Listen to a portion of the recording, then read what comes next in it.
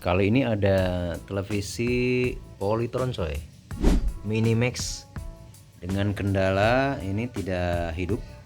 Hanya ada indikator sebentar merah di sini, lalu meredup, dan ini layar tidak ada indikasi untuk menyala. Kita coba ya, hidupkan. Kita coba lihat indikatornya coy. Nah seperti itu, menyala lalu redup, sedikit berkedip. Nah ini kemungkinan masalah di bagian PSU, baik itu primer ataupun sekunder. Kita cabut, kita bongkar.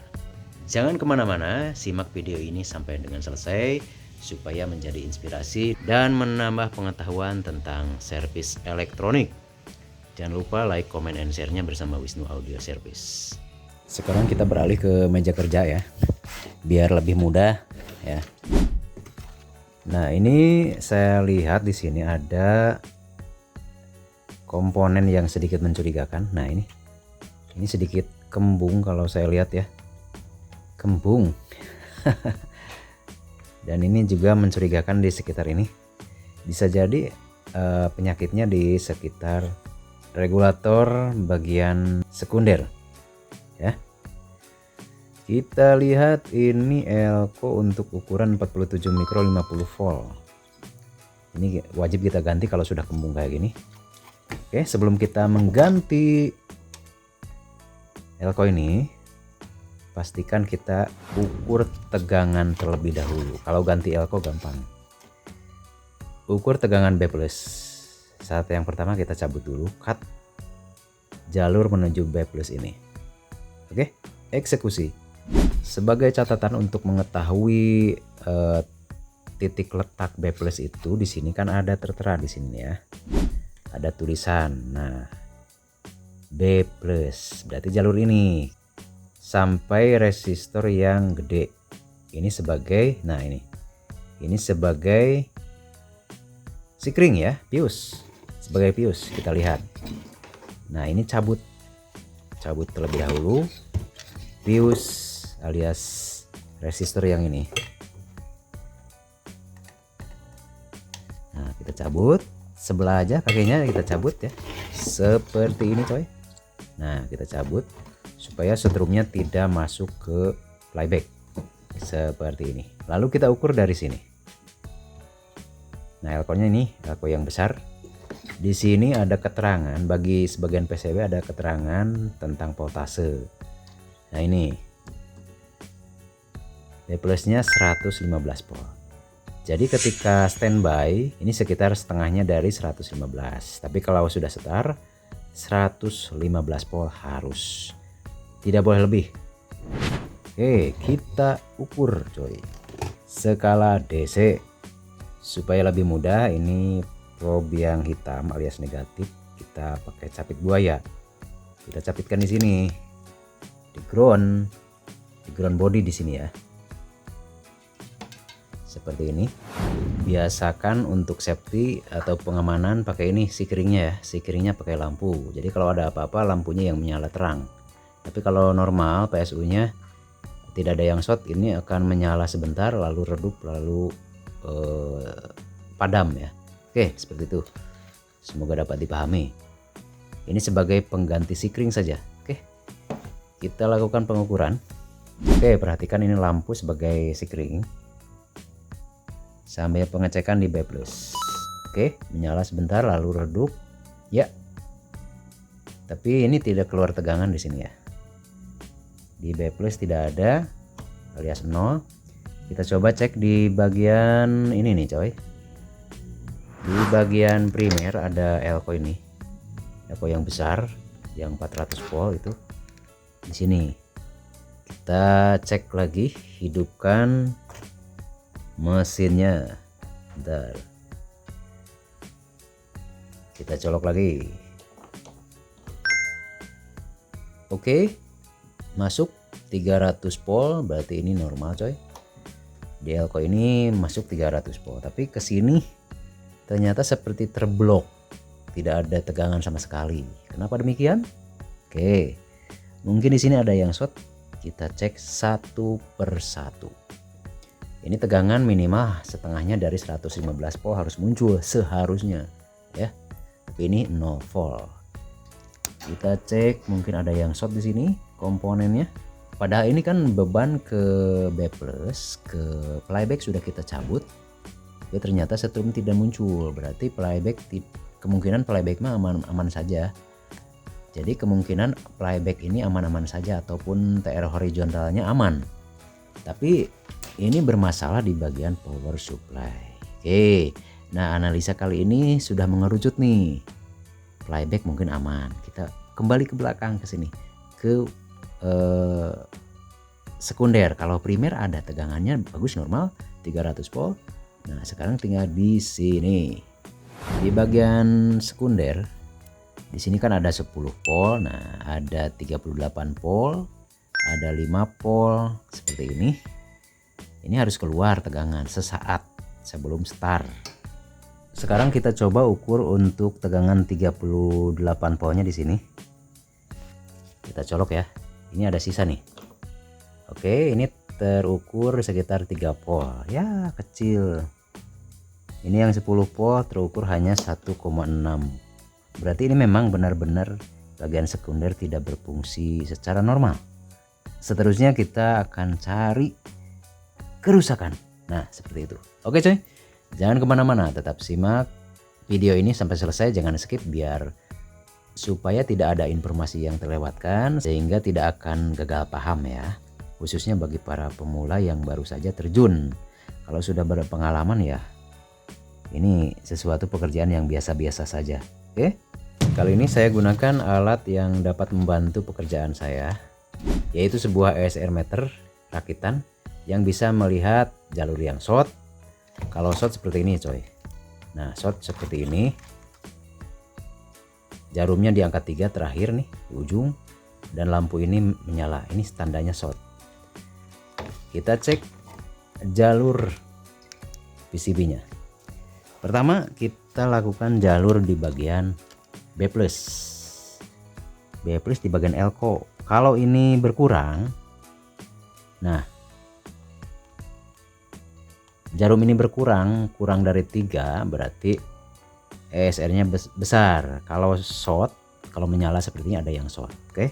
Di bagian elko B+ 115 volt yang ini. Kita lihat.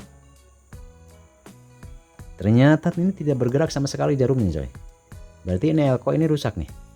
Coba kita ukur yang 38 volt elko-nya. Nah, ini bergerak cuma sedikit. Yang 10 volt yang ini gerak setengah. Ini sudah jelek ESR-nya. Terus kita coba yang elko yang lain nih. Kalau yang normal seharusnya seperti ini coy. Nah, ini bisa dikatakan bagus ESR-nya. Yang kita harus ganti yaitu elko B+ 1.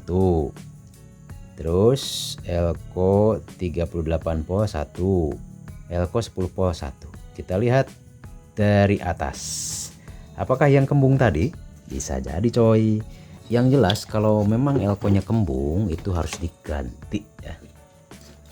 Jangan diukur. Kalau elko-nya kembung jangan diukur, langsung kita ganti. Coba kita cabut, yang ini bukan.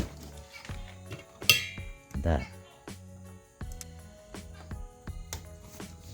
Nah, ini yang kembung.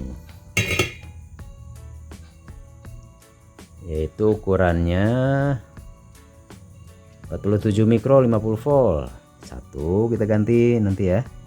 Kemudian elko yang ini, yang B+ kita cabut coy. Nah, ini ukuran B+, elko B+ 100 mikro 160 volt. Secara fisik bagus ya. Nah, kita coba pakai ini. Kita ukur ya. Pakai ESR meter. Rakitan ini juga. Untuk membantu saja. Oke, kita lihat. Tuh, benar kan? 14 kilo ini ESR-nya. 14 kilo coy. 85 mikro. Coba kita lihat. 85 mikro berarti sudah menurun nih. Ini 14 kilo coy.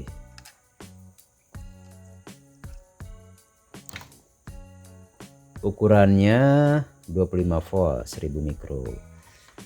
Oke, kita ukur lagi. Kita shotkan dulu. Kita ukur lagi. Tekan. Lihat di sini di mode 797 nilai ASR-nya 1 ohm. Nilai ASR-nya cukup besar 1 ohm. Nah, ini harus diganti. Ini sudah ketemu 3 buah. 3 buah elko. Oke, lanjut penggantian. Kita sedot dulu bekasnya biar berlubang.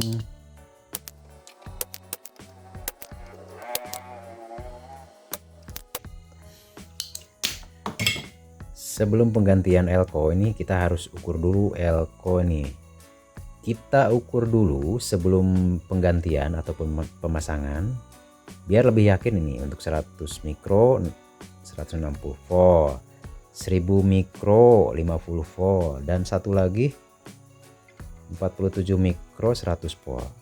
Kenapa 100 volt saya ganti? Yang tadinya ini kan aslinya 47 mikro 50 volt untuk 38 volt di sini. Diganti sama 100 volt. Menurut pengalaman saya ini lebih awet ya. Oke, kita ukur yang pertama. Ini coy, elko. Biar kita sama-sama paham saja dan lebih yakin bahwa elko ini bagus. Walaupun ini baru, tetap harus kita ukur ya. Kita cek, lihat di sana 100 mikro ya. Wis, jatuh.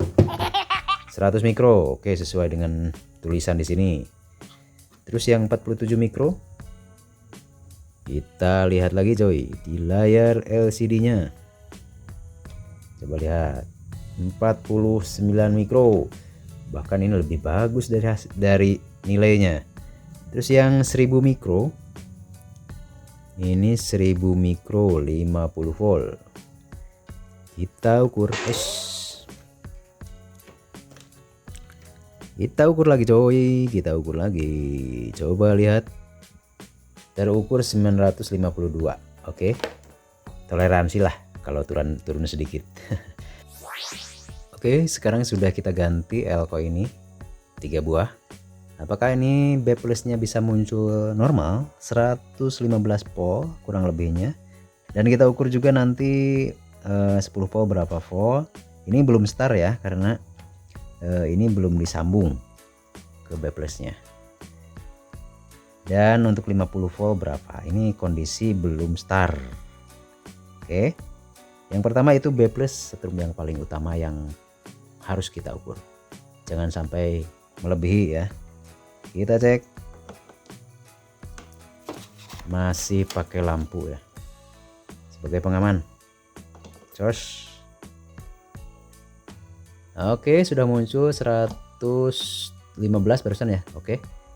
Nah, sekarang tidak usah pakai lampu ya, langsung saja jack AC langsung ke input power supply. Dan kita cek yang pertama yaitu 10 voltnya nih, 10 volt di sini harus terukur 10 volt. Oke. Kita lihat. Kalau ini 10 volt biasanya normal. Ya, kita sudah colok. Coba lihat. Nah, ini 10 volt bagus. Kita cek di 38 volt keluar berapa volt. Kita colok lagi coy. Oke, 38 volt sudah terukur bagus. Mantap. Satu lagi di B plus. Kita ukur, colok lagi, colok, cos. Ya, betul 115 volt. Mantap. Test pointnya seperti ini coy. Lalu di bagian elko video atau 185 volt terukur berapa? Ya, terukur 220. Ini normal untuk tegangan IC video, untuk tegangan RGB ataupun video ke CRT, ke soket ini ya.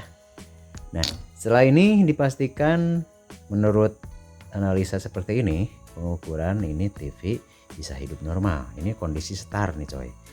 Oke, kita langsung saja kita pasangkan dulu ininya. Tapi menunggu ini tegangan di elko ini habis. Ini masih besar. Kita buang dulu pakai ini ya, supaya tidak kaget nanti.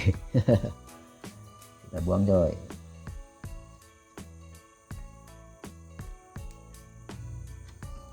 Sini juga kita buang, jangan sampai ada masih tersisa ya. Oke, semua kita buang. Bagus, lanjut kita pengecekan untuk menyalakan ini televisi.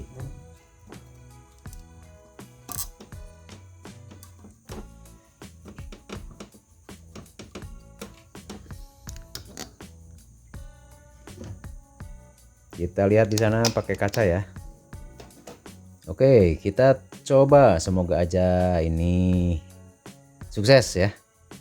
Kita coba Pak sambil pantau backflashnya. Harus terukur 115 volt. Oke, langsung kita coba. 115, oke udah muncul. Coba lihat di layar apakah muncul warna birunya. Nah, mantap. Alhamdulillah, Polytron sudah keluar. Ini tegangan bagus, 115 volt. Dan untuk